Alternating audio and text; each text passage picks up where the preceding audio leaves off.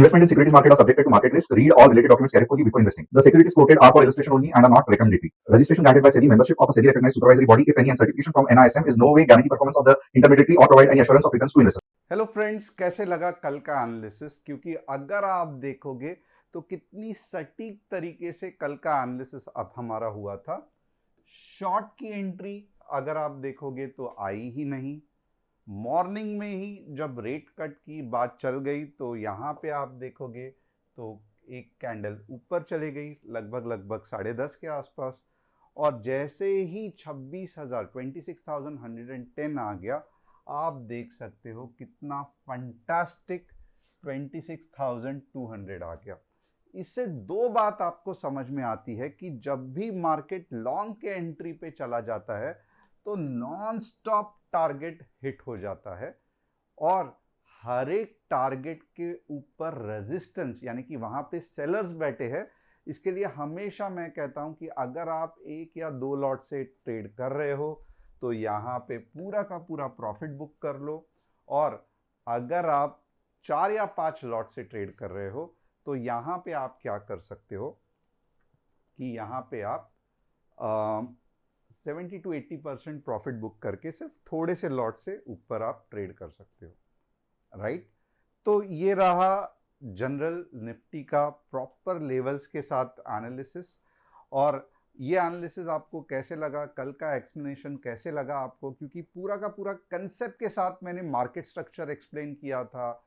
मैंने बताया था कि बड़ी वेव कौन सी है, उसके साथ जो इम्पॉर्टेंट पॉइंट्स हायर हाइज और हायर लोस के थे वो चेक किए थे। बायर्स और सेलर्स को बहुत सटीक तरीके से हमने आइडेंटिफाई किया था। तो क्या ये सब देख के आपको समझ में आ रहा है कि मार्केट में क्यों मूवमेंट आती है, कहाँ तक मूवमेंट जा सकती है? थोड़ा बहुत अगर आपको आइडिया आया रहेगा तो मुझे यस करके लिखना। जो लोग ये वीडियो पहले बार देख रहे हैं तो सबसे पहले आप क्या करोगे, चैनल को सब्सक्राइब और बेल बटन को हिट करोगे, और कल का एपिसोड देखोगे जहां पे पूरा का पूरा मार्केट के लेवल्स कौन से रहेंगे, क्यों रहेंगे, ये सब एक्सप्लेन किया था और लॉजिक के साथ एक्सप्लेन किया था, राइट। और हमने क्या किया तो आप यहां पे देख सकते हो, बेसिकली सुबह वाली बड़ी मूव हमने कैप्चर की, ऑलमोस्ट 30 पॉइंट्स कैप्चर हो गए। उसके बाद में सेकेंड बड़ी मूव जो हम 26,200 वाली एक्सपेक्ट कर रहे थे कि उसके ऊपर जाएगा, बट नहीं गया, तो हमने 7 पॉइंट्स बुक कर दिए, कम हो गया, एंड यस एक ट्रेल स्टॉप लॉस हिट हो गया। तो overall it was good day. मैं ऐसे नहीं कहूँगा कि फंटास्टिक है, एक अच्छा दिन था जहाँ पे हमने ओवरऑल अच्छा मैनेज किया। अब top news of the day है ना, ये आरबीआई का रेट कट पे है कि क्या अब मार्केट और ऊपर जा सकता है। ये बहुत इंपॉर्टेंट डिस्कशन है। बट उससे पहले अगर आपको हमारे फैमिली का हिस्सा बनना है तो आप क्या करोगे, डिस्क्रिप्शन में जो लिंक दी है उसे क्लिक करके phone number, password, sorry user name, अपना नाम, फ़ोन नंबर भरोगे, ऐप का लिंक मिल जाएगा, और इससे क्या होगा तो इससे आप हमारे साथ जुड़ सकते हो ऐप इंस्टॉल करके। तो चैनल को सब्सक्राइब, बेल बटन को हिट, और यहाँ पे आपको ऐप इंस्टॉल करना बहुत ज़रूरी है। iOS में अभी भी 2-3 कमेंट्स है जो हम सॉल्व करते बैठ रहे हैं, जैसे ही हो जाएगा एप्पल स्टोर पे ये आ जाएगा। अब top news of the day क्या है? RBI rate cut by 25 Bips, 25 Bips he cut किया है, बट इसका इम्प्लीकेशन बहुत बढ़िया होने वाला है, ये थोड़ा सा देख लो।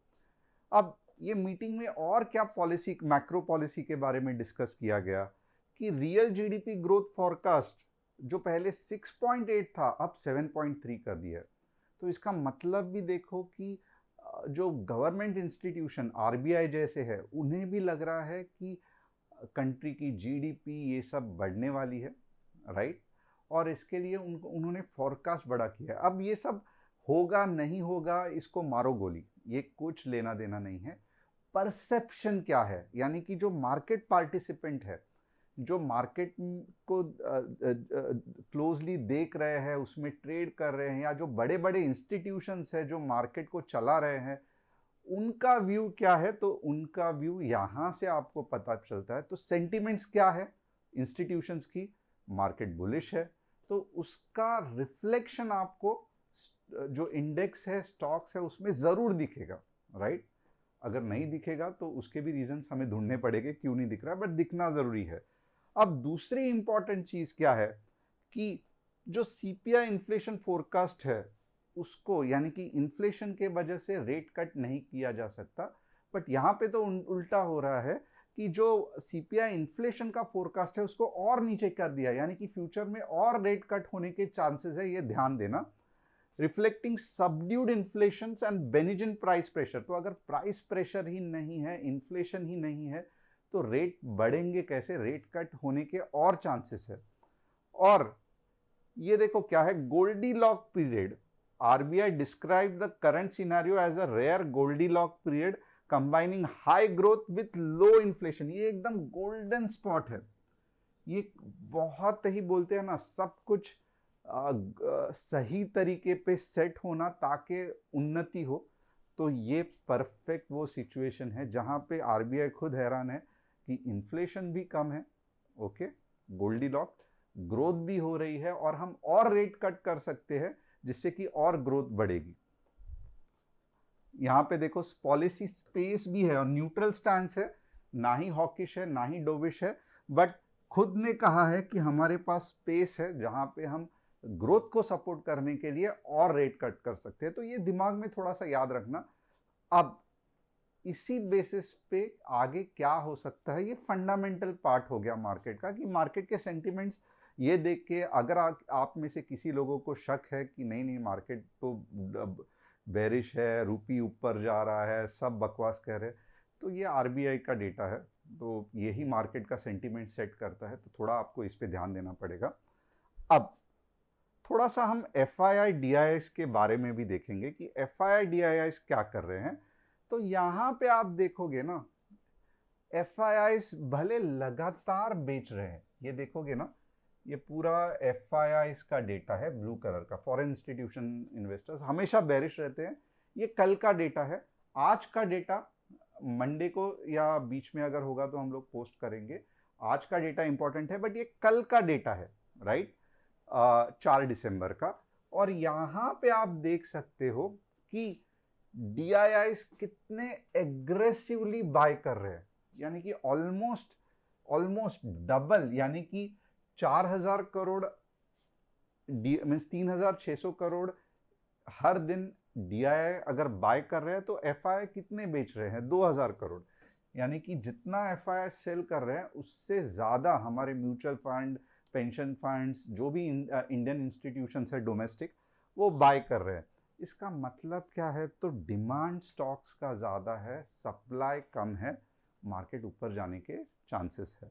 और भले आपको लग रहा है कि F I I continuously sell कर रहे हैं, बहुत सारे लोग मार्केट में ये हवा कर रहे हैं कि एफ आई आई तो बेच रहे हैं, बट ये डेटा आपको बताता है कि एफ आई आई कम बेच रहे हैं, डी आई आई बहुत ज़्यादा खरीद रहे हैं उसके हिसाब से।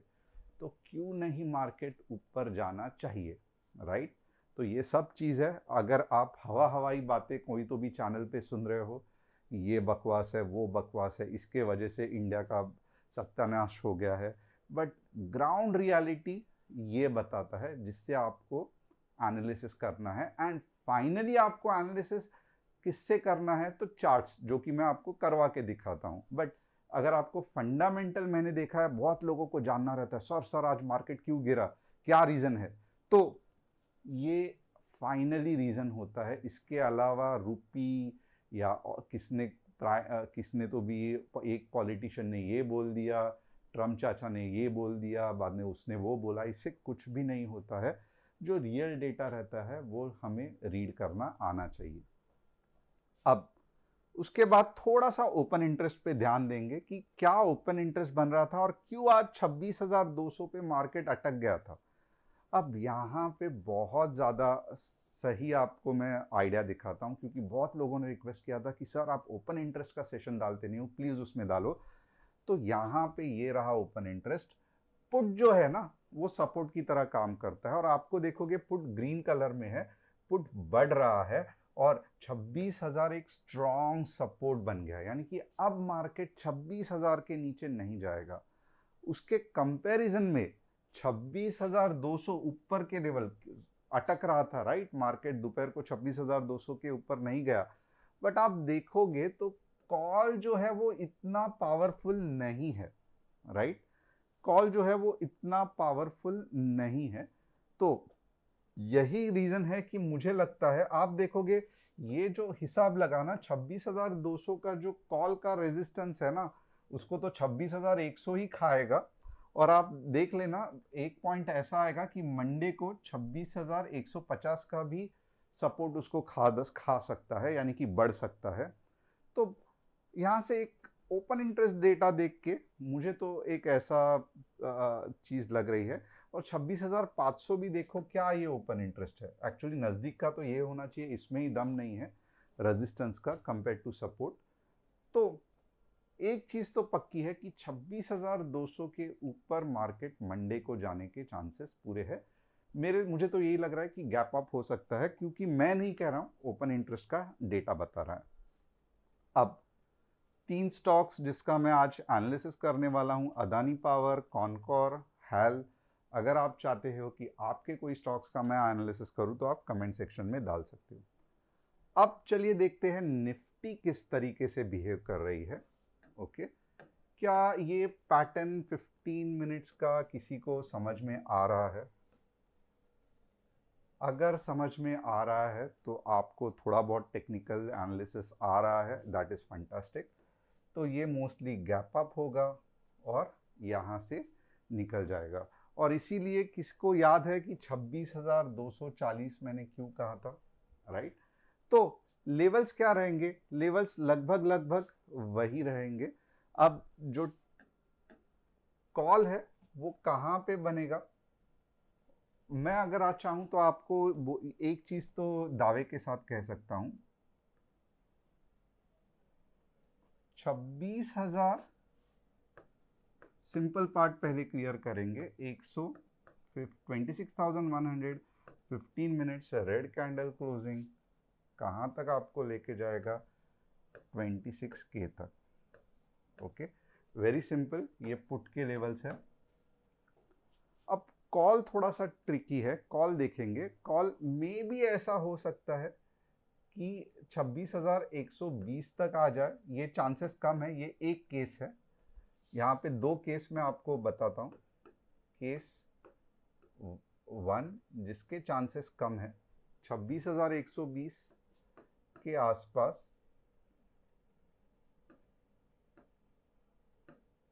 15 मिनट्स ग्रीन कैंडल क्लोजिंग, जिसका टारगेट रहेगा 26,200, 240, 320। ये होने के चांसेस थोड़े से कम हैं। बट इसके अलावा जो होने के चांसेस है वो मैं केस 2 के बारे में बताना चाहता हूं। ये क्या है? तो ये है कि 26,210, 15 मिनट्स ग्रीन कैंडल क्लोजिंग, कुछ कर नहीं सकते, 240 का टारगेट लेना पड़ेगा और 290 का यहाँ पे मैं टारगेट दूंगा। तो ये केस 2 जो होने के चांसेस है ये सबसे ज़्यादा है। और इसके बीच में अगर आप देखोगे तो ये केस, ये फॉर एग्जांपल ये पूरा हमारा कॉल साइड हो गया, ये हो गया पुट साइड 26,100। इसके ऊपर कॉल साइड हो गया, राइट, जो कि 120 के आसपास है, यानी कि नीचे आके ऊपर जाएगा। तो मैं कहूँगा इसके बीच में थोड़ा सा ठंड रखना, ट्रेड मत करना, ताकि आप कंफ्यूज हो जाओगे, राइट। तो पुट के लिए वापस एक बार, थोड़ा सा आज कॉम्प्लिकेटेड है बट ऐसे ही मार्केट का स्ट्रक्चर बना है। कॉल के लिए ये चांसेस होने के कम है, जहाँ पे मार्केट नीचे जाके ऊपर आएगा ये चांसेस कम है, मार्केट बहुत बुलिश है। और जो होने के चांसेस है वो कौन से है? 26,200, 26,210, 15 मिनट्स ग्रीन कैंडल क्लोजिंग, 240 भी आएगा, 290 भी आएगा, राइट। तो दिस इज माय एक्सपेक्टेशन कि ये होने के चांसेस ज़्यादा है। अब बैंक निफ्टी देखते हैं थोड़ा सा सिंपल तरीके से। 59,500 के नीचे 300 आएगा और 59,800 के ऊपर 60K आएगा। सेंसेक्स